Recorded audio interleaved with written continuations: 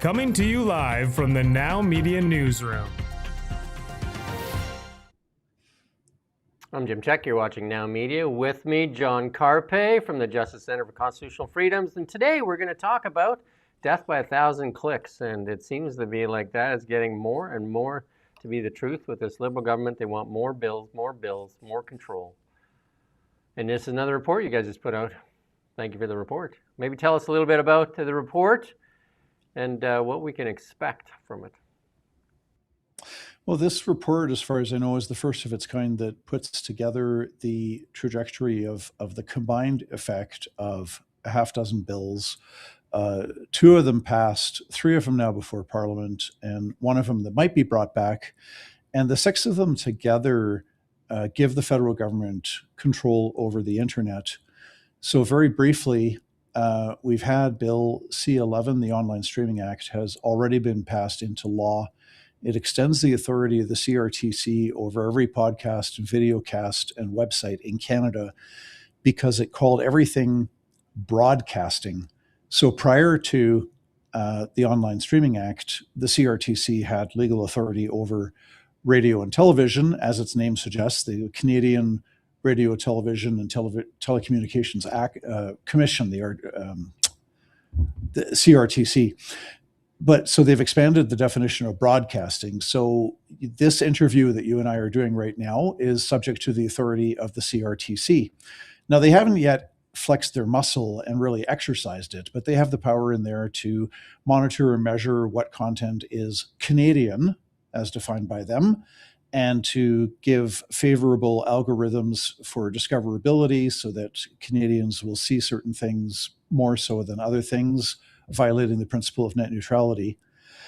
That was 2023, two and a half years ago. And then we had Bill C-18, the Online News Act, which was supposed to be protecting these government-subsidized, government-funded media who are failing. And it was supposed to take money out of the deep pockets of Google and Meta and put them into, it was a tax. And so Meta responded by simply removing news from Facebook so that you can no longer use Facebook to email a news link to other people on Facebook. So the result actually has been a further decline in Canadian journalism. And so those two are passed into law. Then thirdly, we've got Bill C-63, the Online Harms Act, which died, thankfully, with the 2025 April election.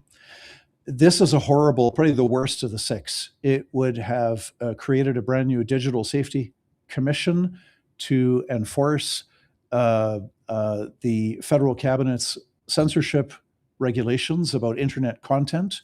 It would have hired a new army with hundreds of bureaucrats and would have empowered this commission to order the providers to remove content from their platforms with a threat of very, very hefty fines. It would also have given the Canadian Human Rights Commission new powers to prosecute non-criminal speech deemed to be discriminatory, which is a pretty broad umbrella. So 63 died. It was the worst of the six. The federal government has not committed to repudiating the contents of that. So we're in danger of seeing that reintroduced again. Then we got the bills currently before Parliament. We got C2, the Strong Borders Act, should be known as the Strong Surveillance Act, which empowers government officials to conduct warrantless searches on computers and smartphones. Then we've got Bill C-8, which empowers the federal cabinet to kick individual Canadians off the internet. And then we've got Bill C-9, the Combating Hate Act, which would make us become more like the United Kingdom, where every day over 30 citizens are arrested for their social media commentary. So the combined effect of all these bills is really moves Canada towards being like the United Kingdom, being more like a police state, where the government effectively has a large degree of control over the internet. Yeah, we're all too familiar with Bill C-18. You and I have talked a little bit about it, but it is crushing and devastating for local independent media, especially. Close to 100 outlets have failed. We've done so many stories on this. We've interviewed Michael Geist. I see you have him also referred to in here. Close to 100 outlets have failed, and many of them have cited Bill C-18 as the reason for their demise. I've been interviewed by the National on it, and most outlets, including the CBC, have lost half their traffic and half their revenue because of Bill C-18, and which forces most outlets to go to the government with a begging bowl asking for more handouts. So in Canada right now, almost half the salaries outside the CBC, because 100% of the salaries of the CBC are paid for by your tax dollars, but half the salaries almost by every other outlet are paid for by the Liberal government. I say the Liberal government because Poilievre said he would defund the CBC and change the way that other stuff is worked, because it is really one party that is funding journalism. And I remember Justin Trudeau made that joke a number of years ago and saying, of course the media is good to us. We give them $660 million. There's always a little bit of truth in every joke too. Yeah, it's Google is settled by paying $100 million a year flat fee, which goes into a fund, which subsidizes predictably the government's favorites. Chosen few. Yeah, the chosen few. And then it is. And then the other thing is, I think Michael Geist has brought it up, is that will this continue with the Donald Trump administration? Because Google may not be as easy to strong arm as they were when Joe Biden was in power. So they're saying this $100 million that Stephen Guilbeault has said when he was Heritage Minister, like, how dare you even question Bill C-18? I think that was in response to Aaron Gunn, said it was immoral to question Bill C-18. And we've sent many a question unanswered to Stephen Guilbeault for an interview. We've sent them to Mark Miller. We did once, after repeated attempts to get an interview with Pascal St-Onge, and all she said is she would double the funding for the CBC. We did talk to Mark Carney, got one question in here when he was here in Kelowna on Bill C-18, and he said, you're not going to like the answer. The answer is we're going to give more money to the CBC. That's what they want. They want to fund the CBC. It seems like they want one outlet in Canada, one that is basically an arm of the government. And that's been said by papers that have been written by government bureaucrats, that the CBC is more and more looking like an arm of the government. You mentioned Mark Miller, the Canadian Minister for Canadian Heritage. He's Heritage now. He took over for Guilbeault. Yeah, he took over for Guilbeault. Yeah. He said that passages of the Bible and the Quran are hate speech. And this ties in with Bill C-9, which also now, with a new deal in place with the Bloc Québécois, Bill C-9 has a provision that removes a religious text exemption. So currently, under the Canadian hate speech laws, which have been on the books for decades, they're not new, but currently, if you are in good faith expressing an opinion based on a religious belief or based on belief in a religious text, that can be a defense against a hate speech prosecution. It's not guaranteed to get you off. You can't just hold up a Quran or a Bible and say, death to the Jews or death to the gays or whatever. It's not a blank check, but there's protection there, because in the current climate where we live, it's becoming quasi-illegal to criticize transgenderism and homosexuality and the popular narrative on Aboriginal rights. Free speech, we still have a lot of it left, but it's slowly disappearing. And so in this context, Bill C-9 would endanger religious leaders that if they taught what the Bible or the Torah or the Quran has to say about gay sex and saying that it's sinful, then you could have religious leaders and other religious adherents could be prosecuted for hate speech by citing their sacred scriptures. And that's a grave danger. And this is backed up by the current Heritage Minister said publicly that he thinks that certain passages of the Bible and the Quran are hate speech. So we've got a pretty clear signal on where this is going. Yeah, Mark Miller is no stranger to saying things to shock people or censor people. I remember when he was immigration minister, and a reporter asked him about, these out of control immigration numbers, about how they're affecting, the Canadian population with rents and with access to healthcare, and he basically called that person a racist. Yeah, it's pretty sad. Well, I guess BC is full of racists with the people who don't agree with the UNDRIP, United Nations Declaration on the Rights of Indigenous People, being part of BC law. So you get situations like at Joffrey Lakes where non-Aboriginals cannot visit, cannot enter into a public park. You get the Cowichan ruling in Richmond that the property rights of people that have bought their homes there have been paying off mortgages or mortgages already paid off, and now their property title is jeopardized by Aboriginal title trumping the BC land registration system. You've got all this. It's sad that we've moved away from the 1980s. Canada was at the forefront of the international opposition to the apartheid system in South Africa. So South Africa, by law, segregated the whole population. You were either white or black or Indian, meaning East Indian, or colored, which was mixed race. And depending on which of the four racial groups you fell into, that would determine where you lived and where you went to school and where you got to work and who you hung out with and where you were allowed to move. And so we, under Mulroney, Canada took the lead on opposing apartheid in South Africa. It was dismantled in 1991. Nelson Mandela was elected president in 1994.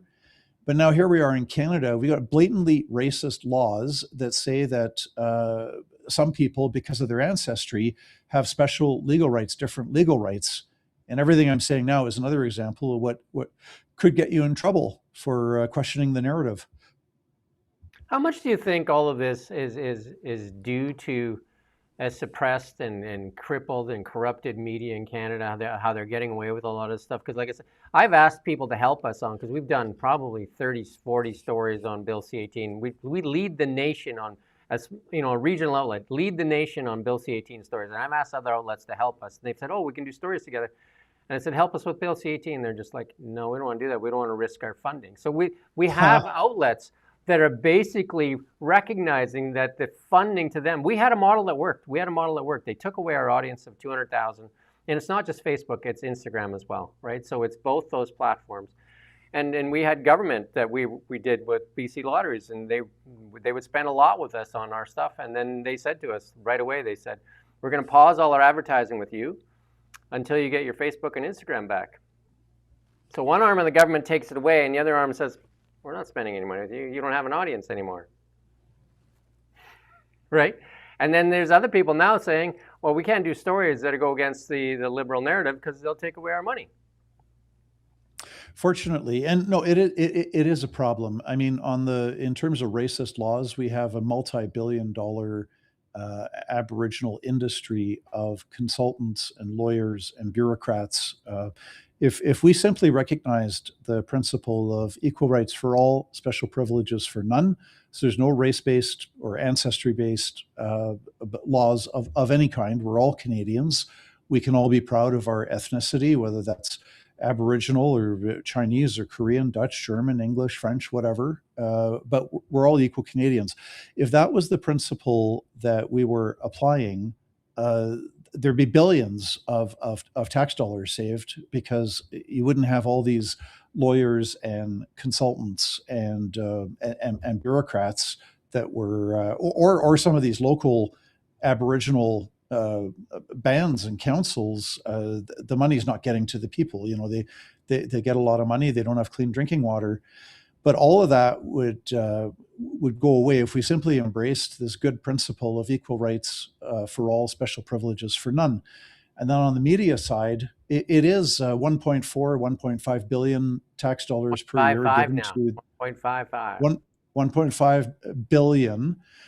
This is in a country of 40 million people. That's a lot of money, 1.5 billion. And the CBC is not even a media outlet. It's an advocacy group for big government and for woke progressive ideology, and for the ideology that government is the solution to every problem. You just need government to spend more and regulate more, and that's the only way that you can solve problems. That's the ideology that the CBC promotes on a daily basis. Fortunately, they are dying a well-deserved death. Their audience is largely older. The CBC audience is dying off bit by bit. Euthanasia is probably speeding the process up. That's a whole other topic. We've got a lot of euthanasia deaths in Canada now, assisted suicide. But the good news is that media outlets like yours and the Rebel and True North and Epoch Times, Western Standard, they are growing, and younger people are just not tuning into CBC, CTV, Global. They're getting all of their information off of Twitter, and I'm told that Twitter or X is still able to send news links around. So They are. a lot of young people. Yep, absolutely. And we did a story today, and I'll plug our show. We have the really big show. We're on 9 a.m. every morning, and it is live streamed. You can watch it after, too. It's about a 1.5, 2-hour news commentary show, one of the best undiscovered shows on the internet. And in today's show, we talked about the CBC. Holly Donald Blacklocks did the story. CBC viewership falling off a cliff, even more so than even the CTV, in that their viewership continues to decline, and their revenue goes up, taxpayer dollars. So the cost per viewer skyrocketing. That's one thing going up in Canada. Cost per viewer on the CBC skyrocketing. And if you think that's good value for your tax dollars, it's good value, right? No. I mentioned Blacklocks, yes. Well, they released a story just this morning about how access to information requests sent to the federal government about the Kamloops Indian band receiving 12.1 million tax dollars to do an excavation to see if there's actually bodies of 215 murdered children, which is what they claimed publicly in 2021, resulting in the lowering of the flags to half-mast for the better part of 6 months, and probably contributing to the arson and destruction of Christian churches throughout Canada. Dozens of churches burned to the ground. But this they've received 12.1 million tax dollars to do an excavation, which is the only way to actually find the truth.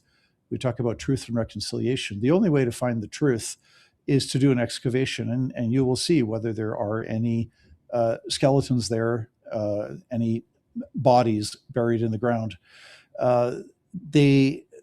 So the access to information request has been blocked. They're not going to answer that because records were sealed. It's confidential information. It's confidential information. Why is it confidential when taxpayers are paying $12.1 million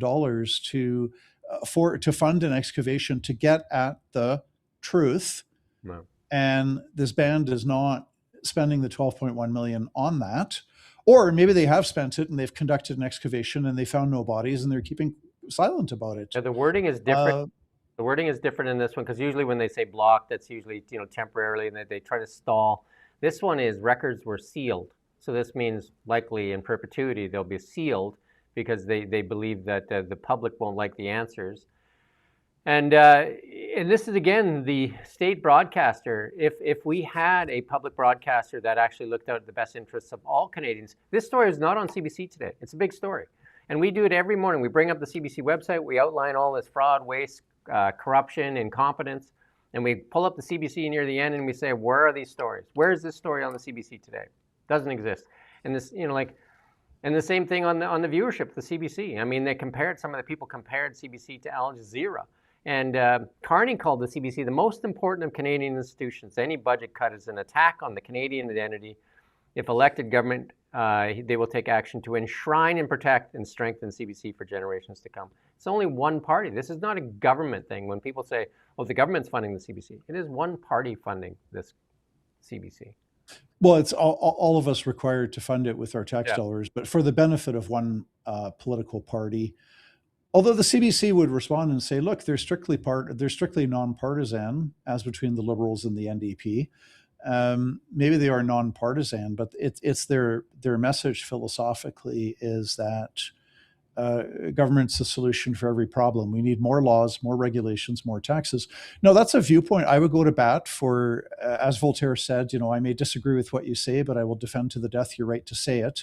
If there are people who want to advocate that the solution to every problem is more laws, more regulations, and more government spending, more government programs, you absolutely have the right to advocate for that. But it's wrong when you force people to pay for the daily advocacy of that one particular opinion.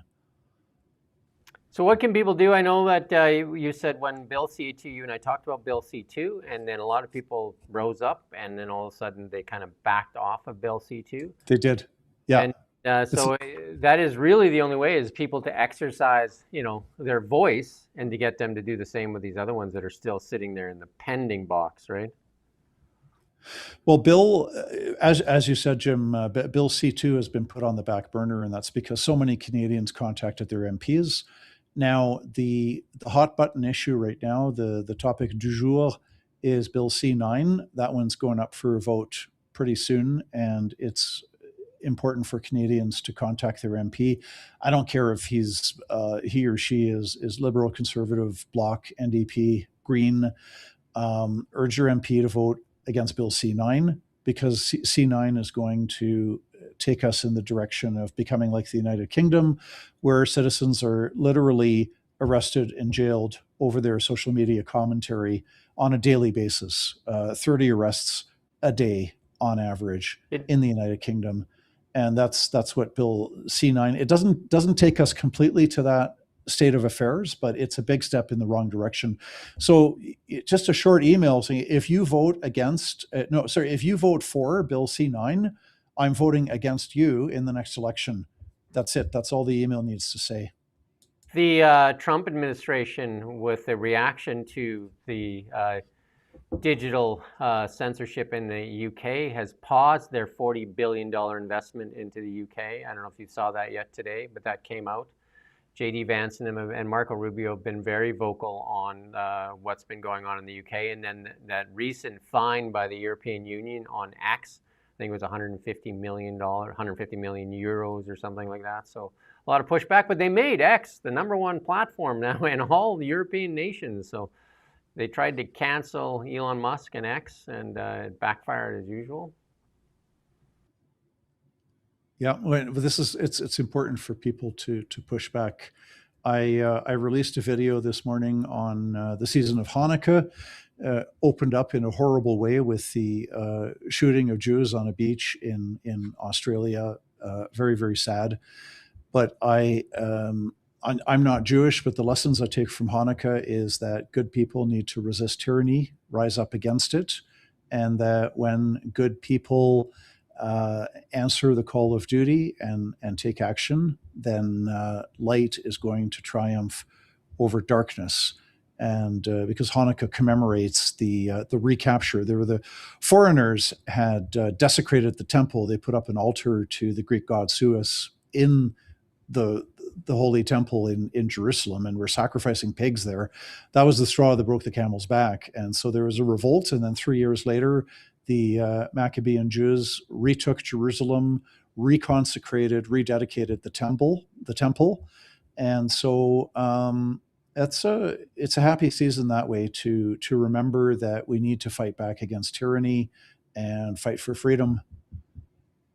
And I know my wife was touched by that as well, and she said in our Christmas decorations she wants to put up something so that we recognize the stuff that's going on in the world right now, that is targeting innocent people. We're going to play it tomorrow. There's a heart-wrenching plea from a mother that a 10-year-old daughter was gunned down, and the person targeted her directly. It wasn't like a misfire. You know what I mean? She wasn't caught in a spray. She was targeted by somebody. Great darkness that exists throughout the world, including Canada. But take it in stride, and if we keep on fighting and keep on speaking truth to power, then we're going to win in the end. So these reports are available on the Justice Center for Constitutional Freedoms. You can go there. You can go to that website. You can pull down these reports. If you like the work that John and his team does, you can make donations there. And you can also go on his X account, JCCF, I believe it is, at JCCF. And then you can share this video as well. You can get the word out to get more people to, understand what's going on. We do have a crippled and corrupted media in Canada, sadly. I've talked to many journalists. I talked to many of them, and they're scared to lose their jobs. I remember I talked to a CBC reporter. Honest to God, I asked him to come on the show. This is when the election was going on. This is no word of a lie. And I asked him to come on for an interview. You know what he said to me? He said, Jim, like, we could lose our jobs. If Pierre Poilievre wins, we could lose our jobs. So who do you think they were voting for? Who do you think they were pushing for in the election? They were worried they were going to lose their jobs. Well, the way the CBC does this, it's their narrative, it's their style of narrative where they are pushing a message and they only cover facts that support their narrative. And they only interview people that agree with the CBC's ideology of bigger government. They don't interview people who are opposed to that and get a diversity of viewpoints. So, but the fact that we're talking about defunding the CBC is great progress. 10 years ago, no politician of any party would have talked about it. Even the citizens weren't even talking about it. Even the Canadian Taxpayers Federation, as far as I know, 10 years ago, was not yet talking about defunding the CBC. Now people are openly discussing it. So I know many people in higher positions that say to me privately that it needs to be defunded, but would not dare say it in the public realm. And that's, those voices will get louder as we see this. Right now, let's just take, for example, this convincing people, the Minister of Environment is convincing people to cross the floor, which is you're getting one person to make a decision for those 27,000 votes. If this is the other way around, if Pierre Poilievre would be doing this right now, the CBC would be losing its mind and saying this is a threat to democracy. How dare one person decide the votes of 27,000? Canadians get a vote every 4 years, basically, and one person is some backroom dealings is deciding for the voters. And this Michael Maw was, nobody knew who he was. They were voting for the blue sign. They weren't voting for Michael Maw. And all of a sudden, they had backroom dealings, and Sam Cooper has said a lot of other stuff is going on there with the CCP and all kinds of things. If this was reversed, the CBC would be losing its mind. And we pulled up the site this morning, and there's no stories on it at all. Nothing. This is the latest floor crossing from. Like if you went to the CBC, if you watch our show, you'll go in there and you'll see that they're talking about the weather in some strange place. They're talking about other stuff. But if it was the other way around, there would be a direct attacks against Poilievre and a threat to democracy, because that's what this is.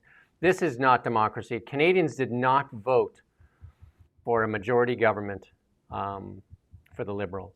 That should be decided at the polls, not through trickery and backroom dealings. Can't disagree with you, Jim. Yeah. Well, we'll keep our heads up. But last word, if I may, is to urge people to contact their member of parliament to vote against Bill C9. It's coming up for a vote soon. The government backed down when they had a lot of pushback on Bill C2, the Strong Borders Act. So now's the time to contact between now and Christmas. Contact your MP. The sooner the better, and urge him or her to vote against Bill C9. And there's only 9 days left. There's only 9 days left before Christmas. Yeah, with Santa coming down the chimney. Okay. All right. And we Merry Christmas, John, and to you and your staff, and to your family as well.